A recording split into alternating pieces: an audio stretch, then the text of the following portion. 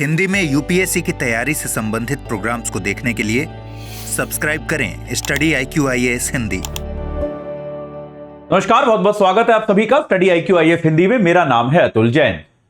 भारत में अगर हम देखें तो एक शिक्षा के क्षेत्र में या वैज्ञानिक विकास के क्षेत्र में एक चीज जिस पर मेरे ख्याल से एक आम सहमति है और सरकार, विपक्ष, नागरिक, विद्यार्थी, अध्यापक, रिसर्चर सभी इस बात को मानते हैं कि अगर हमें आर्थिक तौर पर तरक्की करनी है तो अपना रिसर्च का जो फील्ड है, हमारा जो अनुसंधान का जो क्षेत्र है, उसको तो हमको मजबूत करना पड़ेगा। ये मैं अपने P2I बैचेस में भी विस्तार से पढ़ाता हूं और जनरली भी आप मेरी हिंदू की क्लासेस में भी ये बात सुनते रहते हैं कि भाई हमें जब तक कोई देश जो है वो वैज्ञानिक तरक्की तब कर पाता है जब उसमें नए आविष्कार और नई रिसर्च होती है।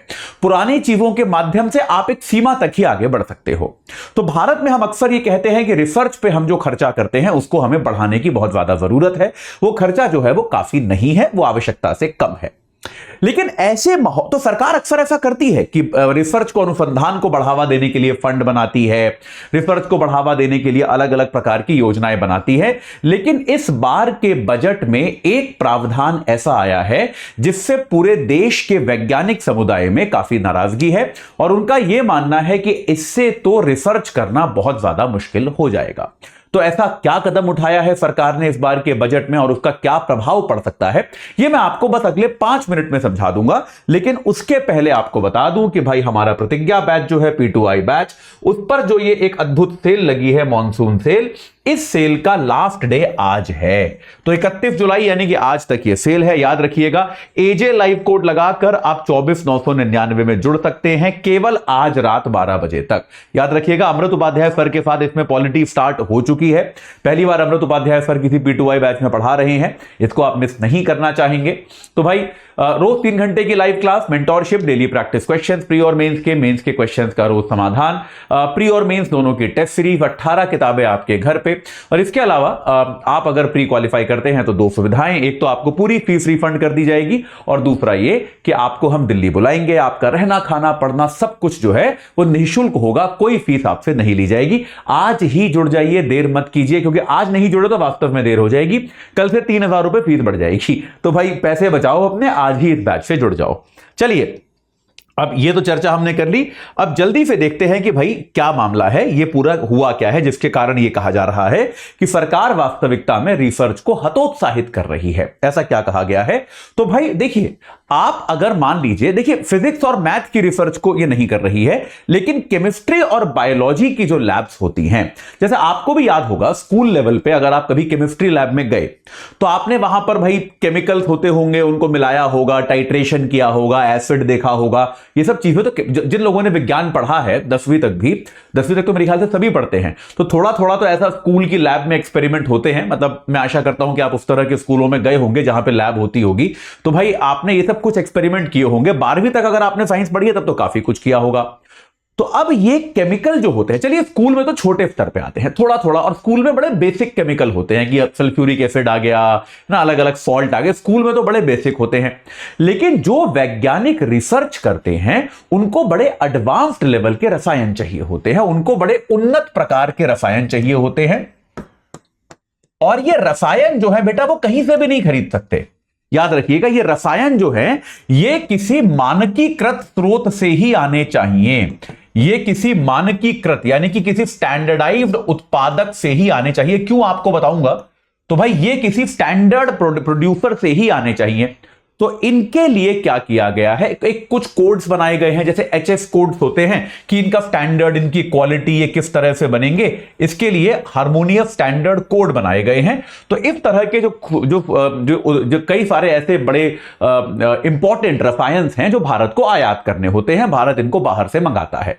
भारत के जितने भी रिसर्च संस्थान हैं बड़ी बड़ी क्वांटिटी में इन रसायनों को बाहर से मंगाते हैं। ये न सिर्फ केमिस्ट्री में जो भी कोई नई रिसर्च होती है उसमें काम आते हैं, रसायन शास्त्र में, बल्कि जीव विज्ञान में भी, बायोलॉजी में भी। अगर आप मान लीजिए किसी फंगस को स्टडी कर रहे हैं तो कई बार उसको अच्छा परिवेश देने के लिए, जिसमें वो विकास कर पाए, आपको कुछ रसायनों को डालना पड़ता है, उसके बाद ही वो विकास करता है। तो इन रसायनों को भारत आयात करता है। तो अब तक क्या था, इन रसायनों पर 10% की आयात ड्यूटी लगती थी। बजट के पहले इन रसायनों पर 10% की आयात ड्यूटी लगाई जाती थी। अब इस बार के बजट में वित्त मंत्री ने इस ड्यूटी को बढ़ाकर जानते हैं कितना कर दिया है? 10% से बढ़ाकर 150% कर दिया है।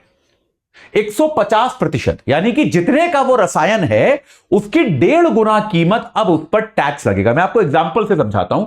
जैसे मान लीजिए कोई कहीं लैब है भाई, कोई इंस्टीट्यूट है, कोई आईआईटी है, ठीक है। आप ये मान लीजिए कोई आईआईटी है, कोई रिसर्च इंस्टीट्यूट है, वो ये रसायन मंगवा रहा है। मान लीजिए वो 1 करोड़ रुपए का रसायन मंगवाता था, ठीक है। पहले वो 1 करोड़ रुपए का केमिकल मंगवाता था, तो उस पर 10% ड्यूटी लगती थी, यानी कि ड्यूटी होती थी 10 लाख रुपए। तो टोटल खर्चा जो होता था वो 1.10 करोड़ रुपए होता था, ठीक है भाई।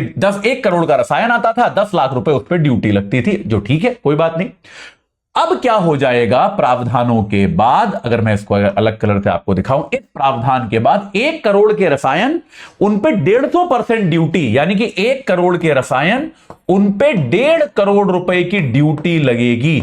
और इस 1.5 करोड़ की ड्यूटी के बाद जो उनकी कुल कीमत हो जाएगी वो हो जाएगी 2.5 करोड़ रुपए।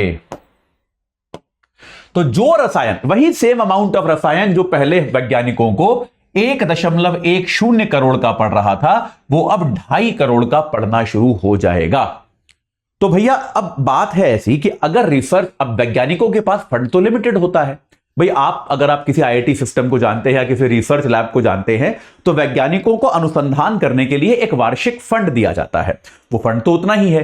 तो उस फंड में अब अगर उन्हें इतने महंगे केमिकल मंगाने पड़ेंगे जिसकी कीमत लगभग 2.5 गुना हो गई है, तो उनके फंड में तो कोई बढ़ोतरी होने के आसार है नहीं। तो ऐसे में अब उनको अपर्याप्त रसायनों से काम चलाना पड़ेगा। तो टाइम्स ऑफ इंडिया में इसको लेकर जो खबर छपी है, उन्होंने बहुत सारी लैब्स के हेड से बात करी है। उन सब ने यह कहा है कि हमको तो अपने बहुत सारे एक्सपेरिमेंट जो चल रहे हैं उनको रोकना पड़ेगा, उन पे ब्रेक लगाना पड़ेगा, क्योंकि भाई अब इस तरह के तो पैसे हमारे पास है ही नहीं, इस तरह का फंड तो हमारे पास है ही नहीं। तो भाई अब जब इतना फंड ही नहीं है, हम केमिकल मंगा ही नहीं सकते, तो हम रिसर्च कैसे करेंगे? तो यहां पर जो है, इनफैक्ट द हिंदू में इस बात को लेकर आज जो खबर छपी है उसमें तो कुछ वैज्ञानिकों ने यह भी कहा है कि जब बजट में यह अनाउंसमेंट हुआ तो हमको लगा ये टाइपिंग मिस्टेक है। तो हमको लगा था कि सरकार जो है भाई, पहले 10% होता था, शायद सरकार बढ़ा के 15% करना चाहती है, गलती से 1 0 एक्स्ट्रा लग गई और 150% हो गया है। लेकिन चूंकि सरकार ने कोई स्पष्टीकरण दिया नहीं, तो इसका मतलब ये 150% ही है। तो भाई अब इतने ज्यादा ड्यूटी के साथ अब हम ये केमिकल कैसे मंगाएंगे, ये स्पष्ट नहीं है, ठीक है। अगर आप ये भी सोच रहे हैं कि भाई इन केमिकल्स का उत्पादन भारत में किया जाए, तो पहले तो ये स्टैंडर्डाइज्ड सप्लायर होते हैं, उनसे ही मंगाना पड़ता है। ऐसा क्यों है? क्योंकि देखिए, आप जो अनुसंधान करते हैं उसकी विश्व स्तर पे जांच होती है। जैसे मान लीजिए अगर आज मैं क्लेम करता हूं कि अपनी लैब में मैंने एक नया केमिकल बनाया, एक नया केमिकल रिएक्शन ढूंढा, उसकी दुनिया भर में जांच होती है। तो स्टैंडर्डाइज सप्लायर से फर्क यह पड़ता है कि दुनिया में कहीं भी उस एक्सपेरिमेंट को, उस प्रयोग को रेप्लिकेट किया जा सकता है, उस प्रयोग को दोबारा करके देखा जा सकता है। इसके लिए यह बहुत जरूरी है कि जो कॉम्पोजिशन है, जिस प्रकार से वो फॉल्ट या जो भी केमिकल है वो बनाया गया है, वो बिल्कुल वैसे ही बनाया जाए। तो इसके लिए बड़े कठोर नॉर्म है, और इसके लिए आप ये केमिकल तो आपको आयात करने ही पड़ेंगे। अगर आप इनका भारत में उत्पादन शुरू भी करना चाहते हैं तो वो आज से या तुरंत शुरू नहीं हो सकता है, उसमें लंबा समय लगने वाला है। तो ऐसे में तब तक ये रिसर्च कैसे चलेगी, इस पर एक सवालिया निशान खड़ा हो गया है। वैज्ञानिकों ने सरकार से आग्रह किया है कि भाई अगर आपको ये जो काम है, ये इस तरह के रसायनों का आयात आपको महंगा करना है इंडस्ट्री के लिए, तो आप कर दीजिए, लेकिन कम से कम कॉलेजेस, यूनिवर्सिटी और रिसर्च इंस्टीट्यूट जो है उनको आप इससे छूट दे दीजिए, ताकि उनका अनुसंधान ठीक से चलता जाए। हिंदू ने यह भी छापा है कि मंत्रालय के एक अफसर ने यह कहा है कि हम इस पर विचार कर रहे हैं, यह वैज्ञानिकों की मांग हमारे पास आई है और हम इस पर विचार कर रहे हैं। हालांकि इस पर कुछ होगा कि नहीं होगा यह अभी कहने से उन्होंने इनकार किया है, पर मुझे लगता है कि इसका थोड़ा सा शायद रोल बैक हो जाएगा, इसको सरकार वापस ले लेगी, क्योंकि देश में अनुसंधान का परिवेश बढ़े, माहौल बढ़े, यह बहुत आवश्यक है देश के आर्थिक विकास के लिए भी। तो ऐसे में यह कदम निश्चित तौर पर बाधा डालेगा भारत के आर्थिक विकास में, तो इसको मेरे ख्याल से सरकार वापस ले लेगी, मेरे को उसमें कोई ज्यादा संदेह नहीं है।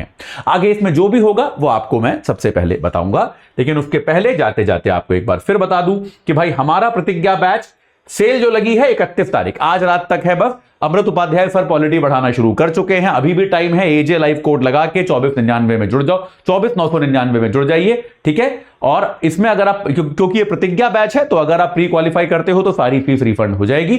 सुविधा का लाभ उठाइए, आज ही जुड़ जाइए, कल से इसके दाम बढ़ने वाले हैं, सेल खत्म होने वाली है। इस चर्चा से जुड़ने के लिए आप सभी का बहुत बहुत धन्यवाद। हिंदी में यूपीएससी की तैयारी से संबंधित प्रोग्राम्स को देखने के लिए सब्सक्राइब करें स्टडी IQ IAS हिंदी।